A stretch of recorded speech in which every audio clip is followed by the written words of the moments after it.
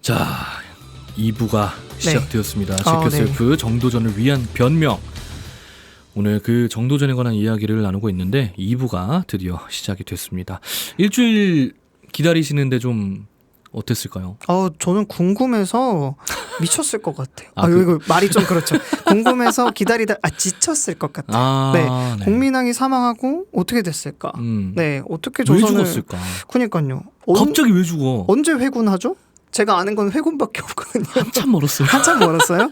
아하, 전 그게 너무 궁금해요. 언제 어떻게 회군을 하게 되는지. 사실 이거 이야기하다 보니까 네.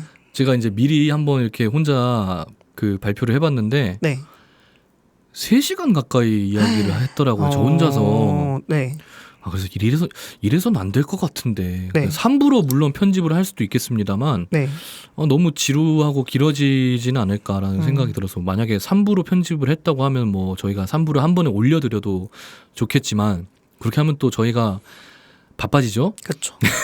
비축분이 없어지기 때문에 그래서 3주에 걸쳐서 이 이야기를 하기에는 기다리시는 분들이 좀 떨어져 나갈 것 같다. 맞아요. 라는 생각이 들어서 2부로 좀 축약을 해보려고 좀 1부에서도 이야기를 많이 빼먹고 하긴 했는데도 아직 그 회군하려면 멀었어요. 아하. 하지만 여러분 천천히 잘 따라오시면은 또 재밌는 이야기들 곳곳에 숨어 있기 때문에 듣다 보시면 다 금방 알게 될 겁니다. 광고도 안 했네요, 저희. 1부에서. 광고를. 죄송합니다. 네. 2부에서 저희 광고주님들 광고 한 번에 몰아서 하도록 하겠습니다. 자, 어쨌든 공민왕이 갑자기 죽습니다. 네. 어떻게 죽었는지는 모르는 거죠. 알죠. 네. 굉장히 잘 나와 있죠. 네. 즉위하자마자 반원 정책 펼치고 네. 신진 사대부와 함께 개혁 정책을 펴고 그러던 공민왕이 갑자기 죽어요. 네. 이게 이제 죽은 거는 뭐 자재위라는 이런 집단에 의해서 네. 홍윤을 필두로 한 네. 자재위 놈들이 왕을 죽였는데 자재위가 뭐 하는 데였냐면은 네. 이거는 이제 드라마에서랑 약간 사료랑 되게 많이 다르게 각색이 돼 있습니다. 네. 근데 좀 자극적이기 때문에 드라마에선 이 얘기를 뺀 것 같아요. 살짝 네. 바꾼 것 같아요. 근데 사료에 의하면은 네. 자, 공민왕에게는 부인이 있었어요. 네. 노국공주라고. 네. 그 예전에도 다른 드라마에서 공민왕과 이 노국공주의 사랑 이야기를 러브 판타지로 약간 재해석해가지고 참 많은 여심을 울렸던 그런 기억이 나는데 어떤 드라마였는지는 정확히 기억은 안 납니다. 이거는. 네. 근데 노국공주를 정말 엄청나게 사랑했어요. 네. 공민왕이. 그러다가 노국공주가 애를 낳다가 죽습니다. 아이도 함께 죽어요. 아이고. 그러니까 억장이 무너지죠. 그렇죠. 억장이 무너지고 그러니까 이제 죽고 나자마자 다 하기 싫은 거야. 이러고 막 법당 짓고 노국공주를 막 위로해줘야 된다고 법당을 지어요. 근데 어마어마한 크기로. 아까 백성들 삶이 어땠다고 했죠? 먹고 살 것도 없어서 뒤지겠는데. 네. 백성들을 동원해서 공사를 해야 될 거 아닙니까? 네. 뭐 사람들 깔려 죽고 막 채찍 두드러 맞다가 막 쓰러져 죽고 별 난리도 아니었어요, 진짜. 그런 와중에 신진 사대부들은 안 됩니다. 이거 공사 중지하셔야 됩니다. 전화 이러시면 안 됩니다. 하는데 맨날 술 퍼먹고 막 이렇게 왕 그 목 풀어 헤치고 막 이렇게 있는 그런 많이 보셨잖아요. 네. 그런 스탠스로 이제 계속 그러고 있는 거예요. 네. 막 허공에다가 막 노국공주 초상화에다가 막 이야기하고 있고 막 이러면서 사람이 완전 나간 거죠. 너무 슬프다. 이때 신돈이라는 인물이 등장합니다. 신돈도 옛날에 드라마 있었어요.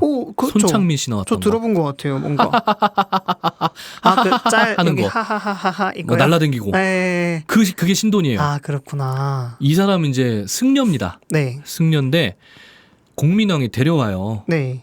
신진 사대부에게 맡기긴 조금 얘들이 아직 어리숙해서 그렇고 권문세족에 맡기는 거는 당연히 안 되고 네. 그러면은 차라리 아무 기반도 없는 승려를 데려와서 얘들은 이제 기반이 없기 때문에 지들이 욕심을 안 부리겠구나라는 생각을 해서 뭐 데려왔다. 혹은 뭐 옛날부터 이제 공민왕과 신돈의 브로맨스를 다뤘던 뭐 2차 창작물도 있겠지만 그런 것 때문에 신돈을 초청했다라는 이야기도 있지만 어쨌든 신돈이라는 승려를 데려와서 네. 왕사로 삼습니다. 왕사는 이제 왕의 옆에서 네. 국사를 돌보는 승려예요. 이 왕사 신돈에게 뭐 모든 걸 맡겨버리고 에라 나몰라라 하는 거예요. 신돈도 결국에는 근데 뭐 정책을 좀 못하기도 하고 뭐 많은 개혁 정치를 펼쳤습니다마는 네. 후에는 좀 자기 욕심 챙기고 이속 챙기고 네. 그러다가 역모를 꾀했다는 이제 그 껍데기까지 뒤집어 써가지고 결국에는 나가리가 돼요. 네. 어쨌든 이렇게 국사를 돌보지 않던 공민왕이었는데 네. 드라마에서는 네. 이 자제위라는 집단이 그냥 고위 관료들의 아들들을 모아놓은 약간 보이스카우트 같은 그런 느낌인 거고 네. 원래 이제 기록에서는 공민왕이 약간 그 주색 잡기를 위해서 미소년들 네. 모아놓은 집단이다라고 이제 기록이 되어 있는데 그 기록은 이제 역시 고려를 폄하해야 되잖아요. 조선은 그쵸. 고려를 부정해야 하니까 네. 사실은 그래서 좀 더 부정적으로 쓰인 기록일 수도 있다라는 의견도 존재는 합니다만 네. 어쨌든 어떤 기관이에요. 이 네. 젊은 애들을 필두로 네. 여러 가지 뭐 일들을 하는 기관이었는데 얘들한테 네. 이상한 짓을 시키는 거야 자꾸 공민왕. 이상한 짓? 그 영화 기억나요? 뭐요? 조인성이랑 주진모 키스하는 영화. 아, 그거 뭐죠? 쌍화점. 쌍화점. 그게 자제위 얘기예요. 아, 그래요? 거기서는 이제 고려의 왕이라고만 나오는데 네. 여러 정황들 봤을 때는 당연히 그 공민왕 때 자제위에 관한 이야기였다라고 하는데 약간 이제 지들끼리 네. 뭐 저기 뽀뽀해 이런 거 시키고 네. 나중에는 후궁들을 강간하라고까지 얘기해요. 어이구. 근데 공민왕은 그걸 이렇게 숨어서 보면서 좋아하고. 근데 이걸 드라마에서 그리긴 좀 그렇잖아요. 그쵸. KBS 공영방송인데. 어쨌든 사건은 네. 하나가 일어나는 게 뭐냐면은 후궁이 결국엔 임신을 합니다. 네. 근데 이제 기록에는 저 아이가 나오면은 나한테 데려와서 내 후사로 삼고 이 일에 대해서 아는 놈들은 다 죽여라. 내시에게 시켜요. 네. 그리고 드라마에서는 그냥 지들끼리 내통했다가 자제위랑 후궁이랑 짝짝꿍 하다가 임신한 사실이 발각돼서 이제 이인임이라는 인물이 권문세족의 수장이거든요. 네. 뭐 계략을 펼쳐서 공민왕을 죽였다라고 이제 서술은 돼 있는데 뭐 기록은 조금 뭐 자극적이니까 네. 드라마에서는 뺐겠지만 어쨌든 기록에 의하면은 그렇게 돼 있습니다. 그래서 아들이 없었어요. 네. 공민왕이. 그러니까 후사가 없잖아요. 네. 그래서 저 후궁이 애를 낳으면 나한테 데려오고 나머지는 싹 죽여 그냥. 왜냐하면 이게 밖에 새 나가면 좀 그렇잖아. 그렇죠. 만생이가 이런 생각을 해요. 아, 다 죽여야겠다. 근데 다음날 생각해 보니까 이 일을 알고 있는 사람은 다 죽는다. 쟤네 죽이고 나면 내가 남네? 그렇죠. 나도 죽네? 어이씨 하는 마음에 네. 이제 애들한테 달려갑니다. 네. 홍윤에게 가요. 야, 왕이 니네 죽인다. 죽일라 그래 지금. 근데 나도 어차피 죽게 생겼어. 이럴 바에는 우리가 왕 죽이고 뭐 뒤가 어떻게 됐든 어차피 죽잖아 우리는. 한번 해보자. 이런 식으로 얘기를 해가지고 자주이가 이제 궁으로 쳐들어가게 되는 거죠. 그렇게 해서 공민왕을 죽입니다 그냥. 누가 딱 찔러서 죽이면은 자제위도 여러 명이 있을 거 아니에요.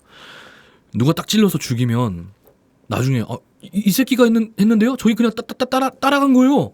라고 할 수도 있으니까 그러지 않기 위해서 다 공범하자. 네. 라고 해서 공민왕을 한 번씩 찔러요.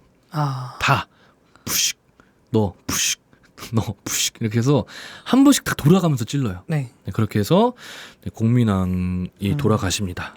어떻게 보면 반란 사건이네요. 엄청난 반란이죠. 근데 그쵸. 이게 또 왕위를 찬탈하기 위한 영모가 아니었기 때문에 참 이 성격을 어떻게 봐야 되는지를 모르겠어요.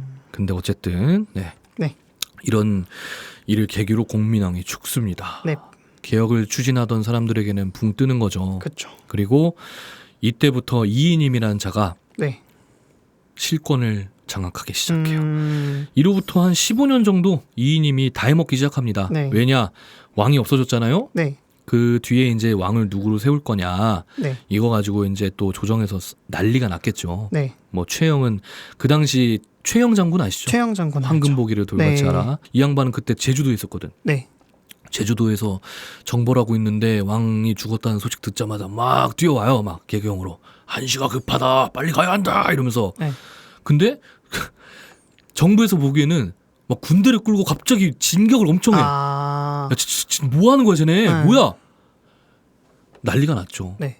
그래서 빨리 안정화를 시켜야 돼. 네. 근데 후사가 없다. 네. 근데 있었어. 없었는데 있었습니다. 네. 모니노라는 꼬마 아이가 있는데, 모니노? 네, 모니노예요 이름이. 네. 뭐 몽골식으로 지은 이름이겠죠. 근데 얘는 누구냐면은 아까 노국공주가 죽었다 했잖아요. 네. 근데 그때 신돈이 들어와 있었다 했잖아요. 네. 근데 신돈에 첩이 한 명이 있는데 이름이 바냐예요. 네. 바냐라는 여자가 있었는데 얘가 너무 이쁜 거야. 노국공주를 닮아서. 네. 공민왕이. 그래가지고 막 되게 좋아하는, 약간 관심이 있어 하는 낌새가 보이니까 신돈이 데려가라고. 왕의 여자로 삼으라고 네. 해서 보내서 그 사람이 낳은 아이가 이제 이 모니노입니다. 고려의 우왕이에요. 우왕. 네, 우왕. 왕이 돼요. 오호. 이때가 8살인가 9살이었나 그랬을 텐데, 네. 아, 얘가 왕이 되면은 당연히 대리청정이 있어야겠죠. 그쵸. 수렴청정이. 네. 그때 이제 뭐 대비께서 이제 통치를 하셨다라고도 있는데, 네. 어쨌든 그 대왕 대비가 할 수 있는 일이 뭐가 있겠습니까, 사실. 그래서 이이님이 이 모니노 우왕을 필두로 네. 즉위를 시킨 게 또 이이님이에요. 다들 반대했는데 뭐 다른 이 핏줄을 찾아서 세워야 한다. 네. 이거는 좀 기록이 많이 왔다 갔다 해요. 네. 뭐 드라마에서는 공민왕이 모니노를 잘 부탁한다고 정도전에게 직접 말하기도 했었고, 네. 그래서 그 우왕을 세워야 한다라고 하기도 했는데 신진사대부는 또 반대하기도 했었고, 그래서 약간 이건 오락가락합니다. 제 기억도 오락가락하고. 네. 어쨌든 이이님이 이때 중앙을 장악해요. 네. 딱 들어와서 장악을 하면서 이때 이제 정도전과 이이님의 갈등이 본격적으로 시작이 됩니다. 왜냐하면 사실 이님은 그러면 이제 원나라와 적대시했던 공민왕과는 반대의 스탠스였겠네요. 그렇죠. 그렇죠. 그렇기 때문에 정도전과도 갈등이 이제 시작되는 거가요? 그렇죠. 그리고 정도전이 때려 부수고자 했던 무리의 수장이 건문세족의 수장이기도 하고 하니까. 네, 맞습니다. 그리고 이이님이 이제 실권을 잡자마자 공민왕이 추진했던 모든 반원 개혁 정책을 다 빠꾸시켜버려요. 아이고. 왜냐, 이 사람은 친원파니까. 그렇죠. 그렇죠. 정확히는 네.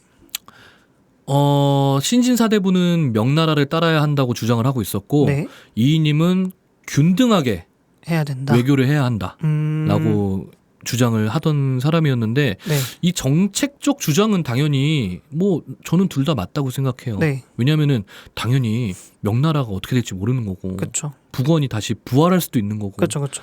명나라 조지자고 했는데 우리랑 국경을 맞닿고 있는 거는 원나라거든. 네. 우리랑 가까이 있는 건 북원이잖아요. 네.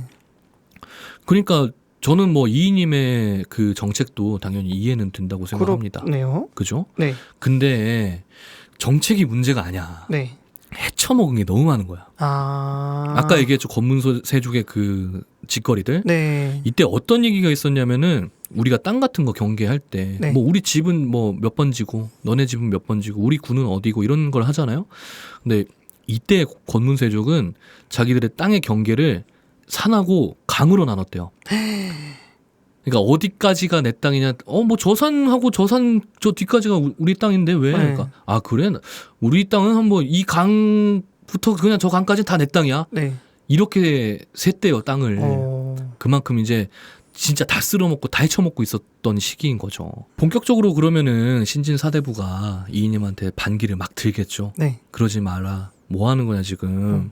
근데 정도전은 이때 힘이 진짜 없었을 시기잖아요. 네. 대학 교수인데. 그렇죠. 일개 교수죠. 그죠. 그리고 네. 뭐 관직도 그렇게 높지가 않았고. 네. 그래서 드라마에서는 정도전이 이이님한테 한번 개겼다가 네. 이런 얘기를 듣는데 저는 진짜 이게 정말 제가 생각하는 드라마 최고의 명대사라고 생각을 하거든요. 이인임을 박영규 아저씨 알죠? 네. 그분이 연기를 하셨는데 와, 유튜브에서 이인임 모음집만 해서 그것만 봐도 진짜 엄청 멋있어요. 와, 막 무서워서 소름이 돋을 정도? 네.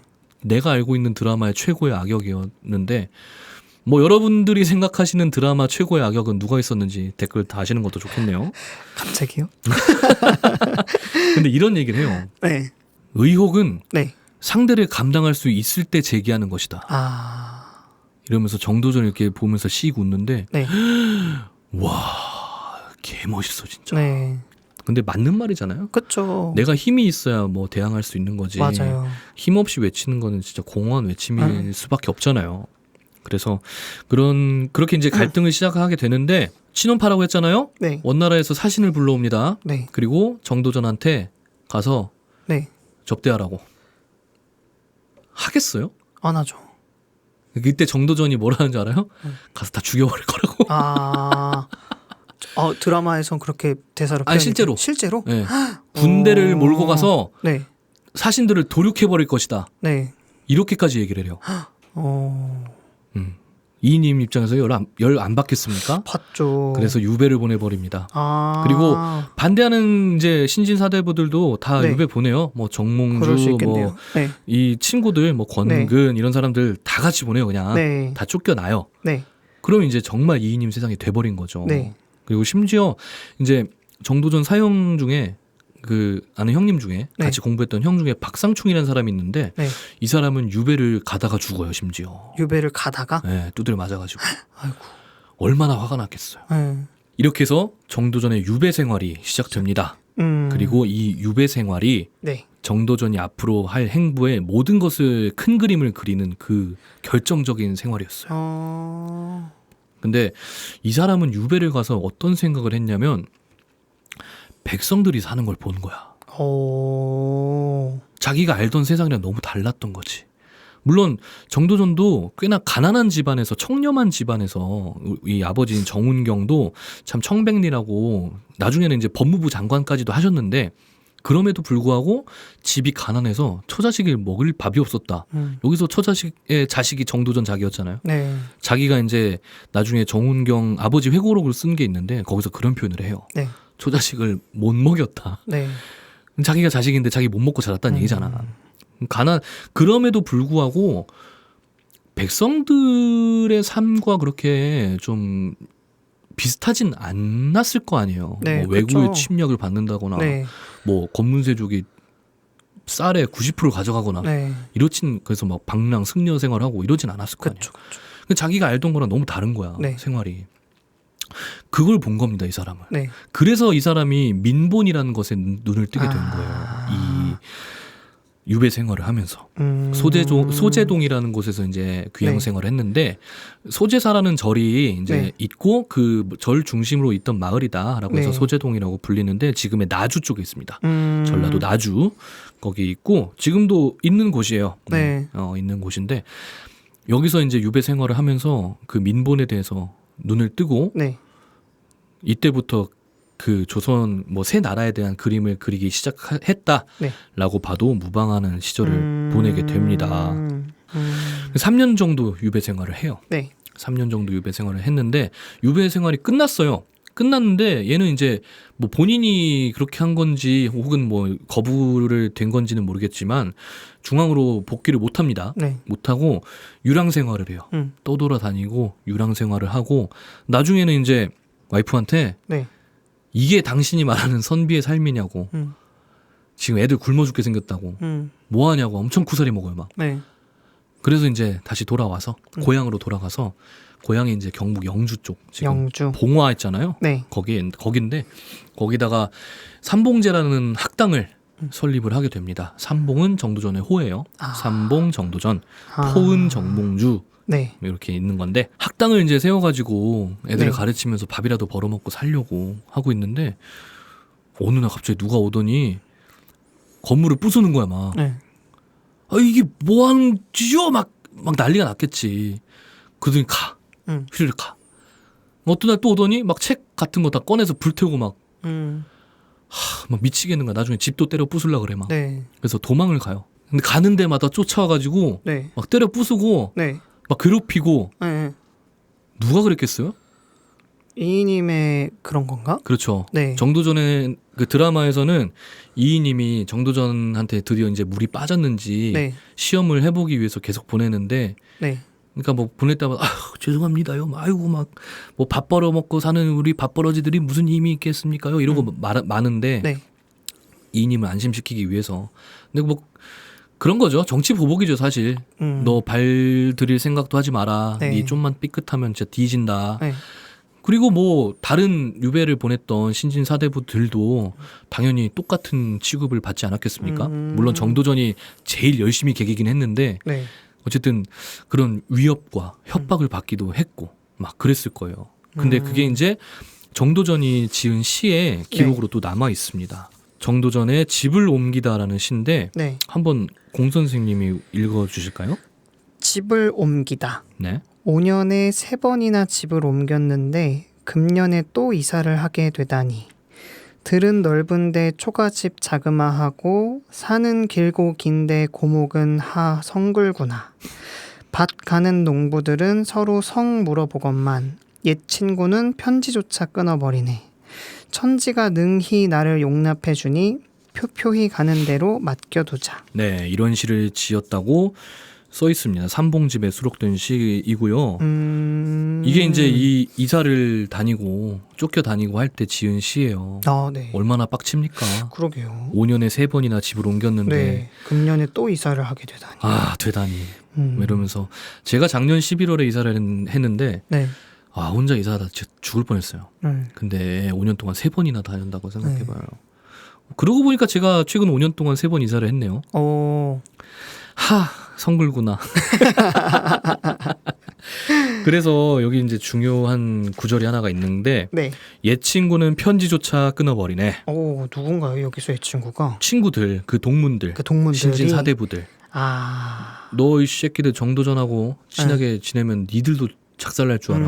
이런 얘기 듣고 당연히 뭐 기계에 있는 사람들은 뭐 웃기지 마라 하고 했을 수도 있겠지만 3년 4년 시달리다 보면은 어려워질 수도 있죠 그게. 그렇죠. 그래서 여기서 정도전도 아는 거예요. 이 친구들도 지금 멀쩡한 상태가 아니구나. 그런데 이 다음 두 줄도 굉장히 중요합니다. 천지가 능히 나를 용납해주니 표표히 가는 대로 맡겨두자. 이럼에도 불구하고 내가 가는 곳마다 하늘과 땅이 나를 받아주는데 뭐 될 대로 되라지. 어디 한번 해보자. 표표히 가는 대로 맡겨두자. 이게 또 이제 정도전의 기계라고 할 수 있는 거겠죠. 어디 할 테면 해봐라. 그게 이제 요때 지은 집을 옮기다. move home, moving home, 챌린지 정도전. 죄송합니다. 자, 이런 시절을 보냈는데 아까 얘기했잖아요. 유배 시절에 분명히 큰 그림을 그렸을 거고 모든 것을 기획했을 것이다. 그래서 결국 힘을 얻어야겠다라고 생각을 하고서 한 사람을 찾아가게 됩니다. 바로 이성계. 드디어 나오는군요. 네. 아까 이제 이자춘 졸라 잘생겼다 하는 이유로 물론 이성계가 가만히 있었던 건 아니겠죠. 그렇죠. 네, 그간에 이제 뭐 황산 전투도 있었고 뭐 나하추라는 여진족 장수를 격파하기도 해서 중앙에서 굉장히 이제 치고 올라오는 신흥 무장이었어요. 그리고 군권의 최고 통수자는 그 당시 최영이었고. 근데 최영 입장에서도 얘가 너무 치고 올라오니까 거의 자식벌이긴 한데 많이 이뻐했을 수도 있겠지만 그래도 불안하잖아. 그리고 이인님도 이때 한참 실권을 쥐고 있었을 때였는데 이인님과 최영의 고려였어요 당시는.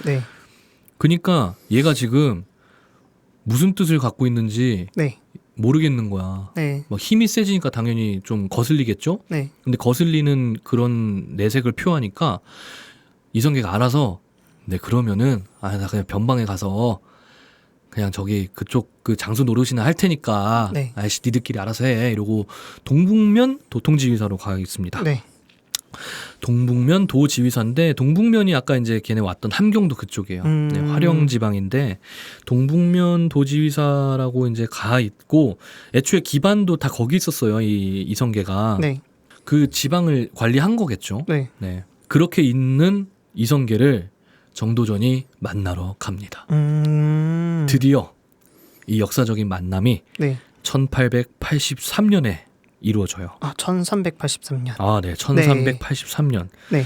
근데 생각을 해보세요. 네. 일개 뭐 관리가 내내 유배 다니다가 지금 거의 뭐 어떻게 보면은 뭐 군단장에 가까운 이성계를 갑자기 띵 만나게 됐다? 이게 약간은 좀 안 맞잖아요. 이치상. 네. 누가 만나죠, 이거를. 그렇죠. 그래서 여기에 그런 시가 나와요. 네. 이색이 지은 시인데 이 정첨서와 내가 병이 들어서 네. 시름시름 알았다. 어쩌고저쩌고 했는데 정첨서가 이제 이성계 장군을 만나러 간다고 했는데 내가 마중을 못 나갔다. 뭐 이런 기록을 한 게 있거든요. 그때가 이제 아마 7월쯤이었는데 시기상으로 정도전과 이제 이성계가 만난 게 가을이라고 또 적혀 있어요. 근데 지금 양력 음력이 또 다르잖아요. 네. 그래서 시기상으로 이 시기가 맞을 수 있다. 네. 그래서 정몽주가 네. 정도전을 이성계에게 소개해 준 거다. 아. 그리고 이미 정몽주는 이성계의 거의 책사로 활동을 하고 있었어요. 전장에도 그래요? 많이 참여했었고 네. 조전 원수라고 해요. 네.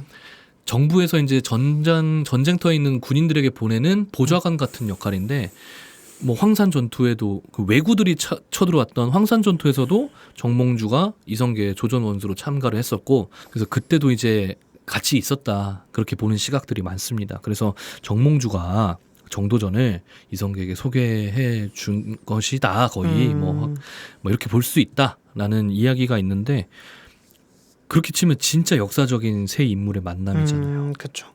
그래서 이때 정도전이 이제 이성계를 보고 이런 얘기를 합니다. 그래도 뭐 어디 뭐 관리하시던 분이 나랑 친한 포은 선생이 이제 뭐 추천해 준 분이 이렇게 보러 왔다니까 병사들 사열도 쫙 시키고 막 이렇게 했었을 거 아닙니까? 보더니 참으로 위용이 대단합니다. 이런 군세라면은 못할 게 없을 텐데 말이죠. 진짜 뭐든 할 수 있을 것 같은데 막 이러고 있는 거야 정도전이. 옆에서 이성계가 이제 그거이 뭔 말이네 딱 물어보는 거죠. 아니요 그냥 저기 뭐 왜구들 잘 잡겠다 뭐 그런 얘기 하는 겁니다. 이게 약간 떠본 거죠 사실.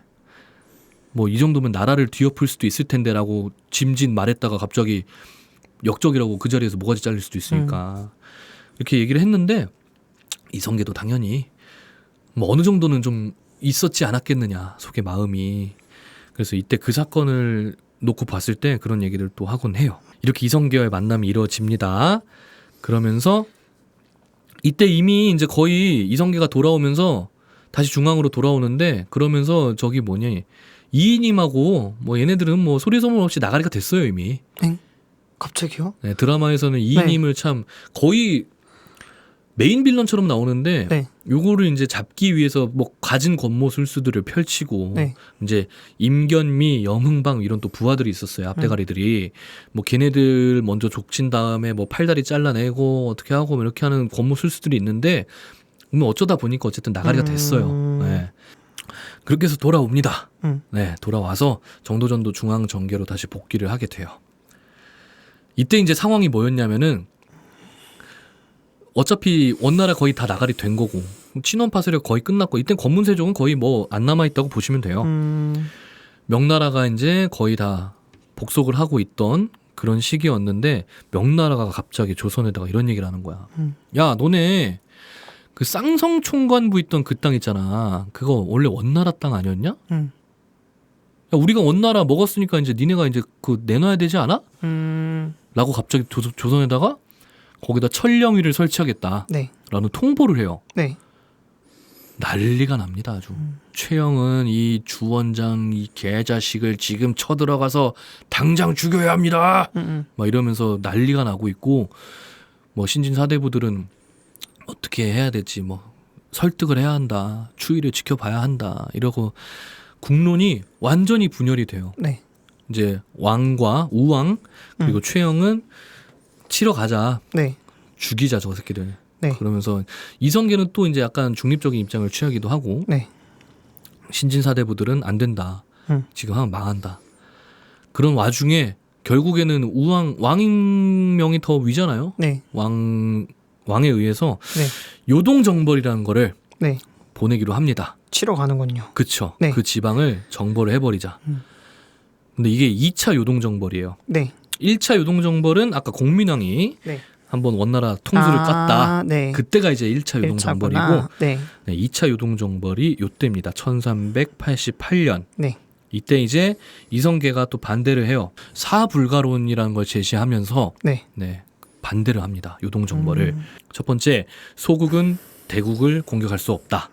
두 번째, 여름이라서 전염병 뭐 이런 게 번질 수가 있다. 세 번째, 장마철이라서 악효가 높고 뭐 난리가 난다. 그래서 뭐 그리고 뭐 여름철엔 전쟁을 하면 안 된다. 이렇게 뭐 같은 얘기인데 좀 자꾸 이제 뭐 풀어가지고 뭐 계속 이제 안 된다고 하는 거야. 막. 근데 그 당시에 이제 이 요동정벌 군권 통수자가 최영이었어요. 총대장이 최영이었는데 만약에 최영이 함께 갔다면 그대로 전쟁을 했겠죠. 그렇죠. 근데 우왕이 최영까지 보내려니까 자기 편 들어주는 게 지금 최영밖에 없는데 무서운 거야. 할아버지는 안 가시면 안 됩니까? 나중에는 이제 최영의 그 여식하고 혼인까지 맺어요. 장인어른이라고 부르기도 하는데. 네. 그러니까 이제 최영이 여기 남아 있으니까 여기선 그 현장에선 상황을 결정할 수 있게 됐잖아요, 얘네가. 네. 그래서 그때 이제 함께 갔던 게 우군 도통사. 군대를 두 개로 나눠서 우군 좌군이 있는데 우군 뭐 총대장이 이제 이성계였고 네. 좌군의 총대장은 조민수라는 사람이었습니다. 그래서 이제 조민수를 꼬셔서 우리 돌아갑시다. 병사들 입장에서 어떻겠어요? 좋죠. 더 좋죠. 네. 네. 돌아오는데 며칠 안 걸려요. 근데 어명을 어기고 네. 어마어마한 군대를 이끌고 개경으로 돌아오고 있어. 수도로. 반란의 여지가 있죠. 그렇게 보일 거 아니에요. 그래서 개경에서 시가 전투가 일어납니다. 최영이 이끄는 중앙군과 이성계가 이끄는 그 군부 무리와 전투가 일어나요. 그래서 만약에 여기서 이제 이성계가 이렇게 전쟁을 이기고 나서 바로 왕이 됐다면은 사실상 박정희가 일으킨 쿠데타랑 다를 게 없었죠. 그런데 이 조선 건국이 차별화됐던 점은 이 전투로 인해서 조선이 건국이 된 게 아니고 이 이후에 계속되는 명분을 쌓아서 무혈로 나라 왕권이 교체되었다는 점이 굉장히 큰 시사를 준다고 합니다. 솔직히 말하면은 이 군대로 조질 수도 있었겠지. 네. 근데 이제 드라마에서도 계속 나오지만 이성계는 명분을 굉장히 중요시했어요. 갑자기 왕이 바뀌는데 백성들이 뭐라고 하냐. 최영도 지가 죽이고 네. 막 왕도 끌어내리는데 이게 좋게 보일 리가 있겠느냐. 네. 또 이런 얘기가 있습니다. 명나라는 손 안 대고 코를 풀었다. 왜냐하면은 사실상 그때 요동이 거의 빈 땅이나 다름은 없었다고 해요. 그래요. 명나라가 이렇게 진치고 이렇게 지키고 있었던 것도 아니고 주원장이 던진 거야. 얘네 지금 꼬라지 보니까 이 이야기 하나 던져 놓으면은 얘들 지들끼리 물고 뜯고 난리 날 것 같은데. 네. 왜냐하면은 정세라는 걸 다 보고 파악을 하고 있잖아요. 서로 아무리 뭐 옛날 조선시대 뭐 고려시대라고는 하지만 명나라 입장에서는 이 고려란 나라가 안 까부는 게 좋잖아요. 네. 뭐 굳이 자기들이 뭐 지배하고 먹지 않더라도 이 중원 땅은 항상 그랬어요. 옛날에 이제 삼국시대에도 그랬고 얘들이 그냥 가만히 있었으면 좋겠는 거야. 왜냐하면 얘들은 여기도 바빠.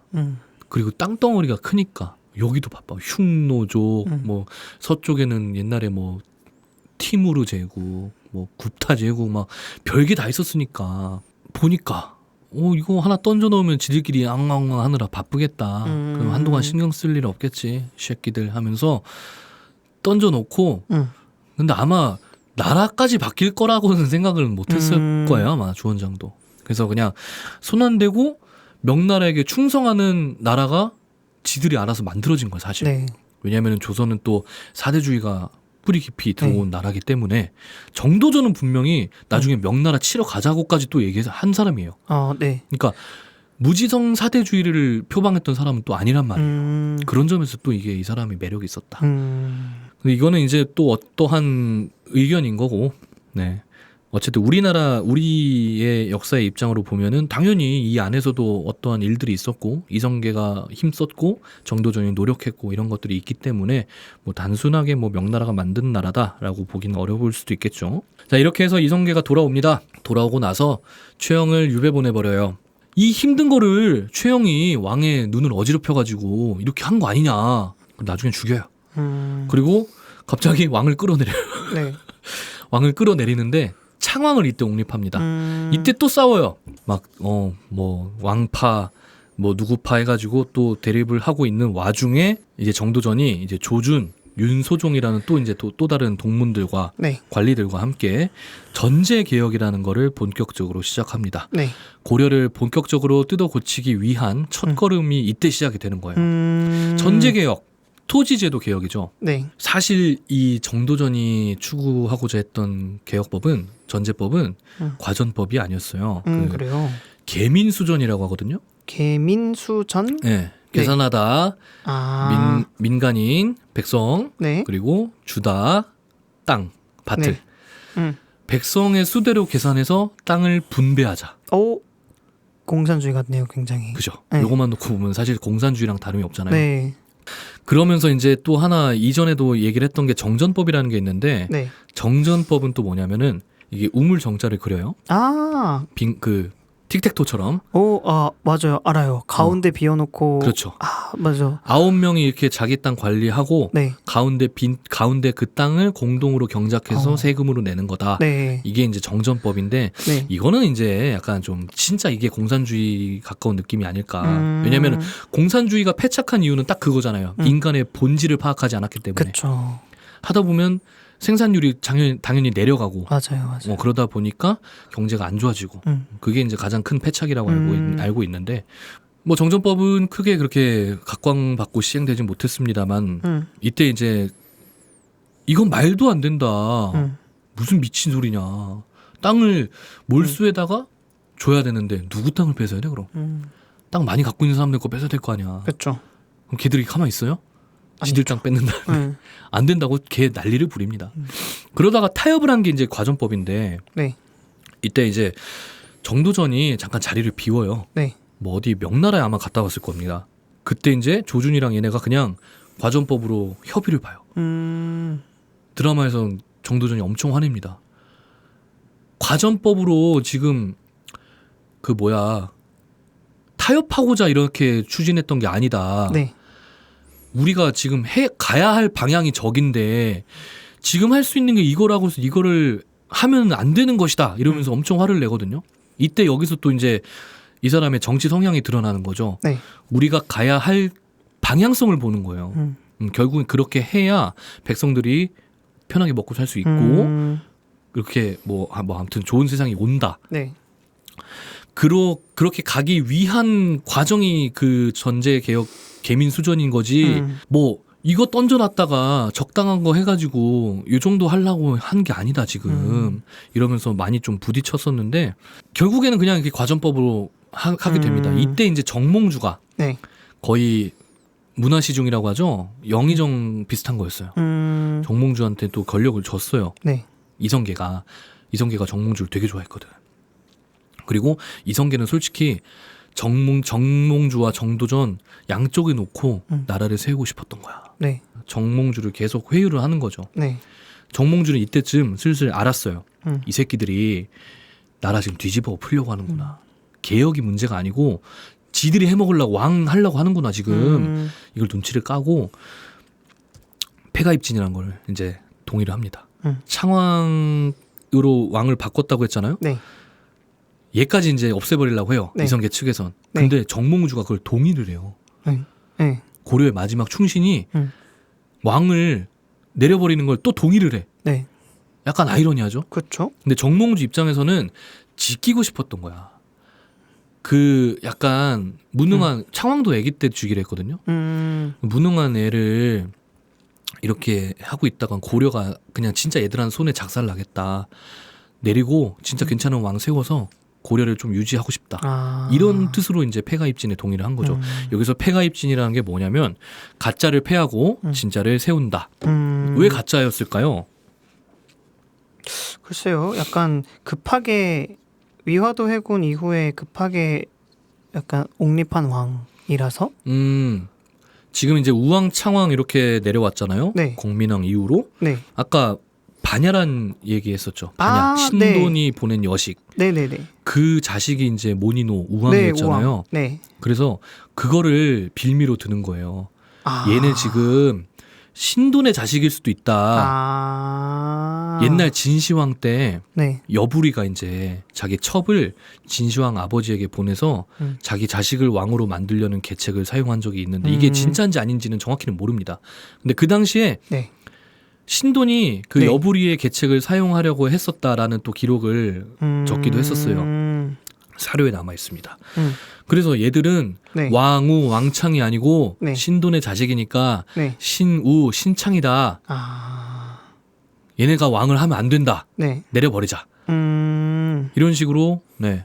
근데 이제 그래서 서로 다른 꿈을 꾸고 있었겠죠. 네. 그래서 얘네 내리면서 고려를 이제 슬슬 무너뜨릴 준비를 하고 있었겠지만 네. 정몽주는 얘네 내리고 더 멀쩡한 놈을 세워서 고려를 끝까지 지키려고 했었던 건데 어떻게 하다 보니까 뜻은 맞아 떨어져서 네. 폐가입진을 이제 진행을 하게 됩니다. 네. 우왕창왕을 이제 서인으로 격하시켜 버려요. 거의 뭐 노비나 다름없이 네. 그냥 어디다 처박아 둔 거죠. 네. 나중에 또 죽입니다. 이제 정창군을 옹립한다고 써 있죠. 네. 정창군은 예전부터 이제 계속 막 정창군을 세워야 한다. 왜냐면은 얘가 되게 무능했거든. 되게 네. 먼 친척이고 막 뜻이 없었어. 그래서 이제 신진사대부 입장에서도 얘를 세워놔야 자기들이 좀 편하게 뭔가 할 수 있겠다라고 해서 계속 옹립을 했는데 뭐 정몽주는 이제 뒷구녕으로 정창군하고 약간 딜을 칩니다. 정창군이 여기다 정몽주에게도 딜을 치기도 하고 네. 이제 그렇게 해서 즉위를 하는데 이분이 이제 고려의 마지막 왕 공양왕이에요.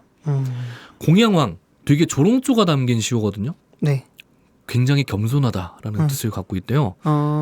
근데 항상 이렇게 굽신굽신거리고 이게 쭈글쭈글해 있고 네. 이래가지고 겸손하다라고 약간 조롱조로 시호를 붙였다고 합니다. 네. 이 사람은 이제 뭐 즉위할 때나 네. 퇴위할 때나 울었대요. 나 하기 싫은데 씨. 지금 꼬라지 보면 니들 이러다가 나 죽일 거잖아. 뻔히 아는데. 그쵸. 그리고 내려갈 때도 그래서 안 한다고 했잖아. 내가 막 이러면서 참 안타까운 인물이죠. 그럼에도 불구하고 정몽주랑 약간 뒷구녕으로 그래도 한번 또 해보자. 이런 활동도 많이 했어요. 뭐 이성계 암살도 하려고 그러고 나중에 이제 우왕도 이제 이성계 암살하려고 막 누구 보냈다가 걔들이 또 배신 때려가지고 결국 그게 발각돼서 이제 둘 다 죽어요. 애기는 이제 약 먹고 죽고 네. 우왕은 잘려 죽고 이렇게 정창군이 공양왕으로 올라오고 아까 조민수 있었죠? 네. 조민수도 이제 이성계랑 같이 회군했으니까 네. 뭐 좀 해먹으려고 했던 거야. 네. 내칩니다. 꺼져. 그리고 이색 그 스승님 그리고 권근하고 하륜을 다 유배보내요. 그 반대했던 신진 사대부들이죠. 이제 이때부터 싸움이 급진파와 온건파로 나뉘는 거예요. 온건파는 정몽주를 필두로 했겠죠. 네. 네. 야 무슨 나라를 새로 세워 미쳤냐? 지금 있는 거 여기서 좀 최대한 개혁하자. 급진파는 야 안 돼. 이거 그냥 처음부터 다시 해야 돼. 네. 다 밀어. 약간 이런 느낌인 거야. 그러니까 이제 온건파 사대부들이 네. 다 이제 유배를 떠납니다. 그러면서 이제 정몽주랑 진짜 대립을 하게 되죠. 근데 둘이는 정말 막역지우 동시모 친구예요. 네. 이때부터 대립을 한다고. 네. 얼마나 마음이 아팠을까요? 네. 그죠? 만약에 공 선생과 제가 네. 나중에 뜻이 안 맞아서 네. 막 대립을 해. 네. 근데 대립을 하는데 네. 서로 진짜 죽이려고 그래. 무슨 얘기까지 나오냐면 나중에 정몽주가 정도전한테 패드립까지 갈겨요. 니 새끼 니네 엄마 노비라고. 그러니까 니도 노비라고. 막 이러면서 별 얘기 다 나옵니다. 아마. 그 우현보 사건이라고 하는데 뭐 아무튼 이게 이렇게 돼가지고 알고 보니까 뭐 이렇게 따지고 보면은 뭐 정도전의 엄마가 노비다. 그러니까 니도 노비다. 이 새끼야. 근데 고려에는 이런 법이 있었습니다. 일천즉천이라고 하는데 부모 중에 한쪽이 천민이면 자식도 천민이다. 그러니까 네 노비 아니냐 지금 네가 무슨 뭐 여기 와가지고 이렇게 관직을 하고 있냐 뒤질래 이러면서 막 내쫓으려고 해요. 그리고 또 어떤 사건들 막 연유로 정도전이 또 이제 탄핵도 당합니다. 실제로는 정몽주 때문에. 근데 이 친구가 정치적인 성향이 이렇게 달라졌기 때문에 서로 패드립 갈기고 막 유배 보내고 안타깝지 않아요? 그렇죠. 본인은 이제 뭐 내가 좀 본인과 이렇게 뜻이 안 맞다 이러면 저 유배 보낼 겁니까? 뭐 필요하다면. 아 그래? 필요하다면. 패드립 갈기고? 필요하다면. 니엄마 노비 이러면서. 필요하다면 저기 어디 뭐 진도 이런 데 가서 좀 편히 네. 쉬는 것도 친구니까 할 수 있는 거잖아요. 콘도 회원권 네. 주고? 네. 그렇죠. 뭐 그 정도는 해줘야죠. 그렇죠. 그럼 저도 감사한 마음으로 유배 가겠습니다.